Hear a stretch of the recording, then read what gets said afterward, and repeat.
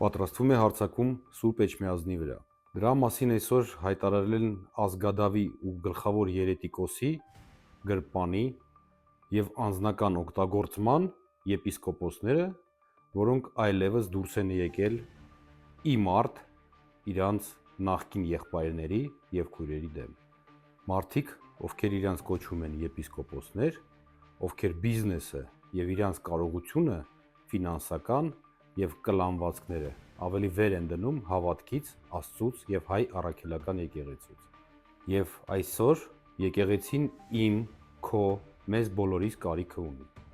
Մենք բոլորս ժամը 3:30-4-ին պետք է գտնվենք Սուրբ Էջմիածնում, որ պաշտպանենք մեր եկեղեցին հարձակումից։ Չի կարա Բենթլին լինի սկզբունքից թանկ։ Չի կարա հեկը լինի սկզբունքից թանկ։ Չի կարա ոչ մի կլանվածք լինի հավատքից բարձր։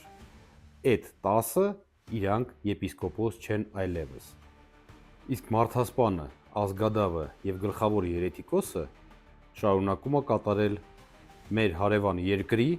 Պաշազադեի եւ Ալիևի պլանը հայկական եկեղեցին վերացնելու նպատակով։ Զգույշ եղեք, զգոն եղեք, եկեղեցին եւ մեր հավատքը մեր պաշտպանության կարիք ունեն։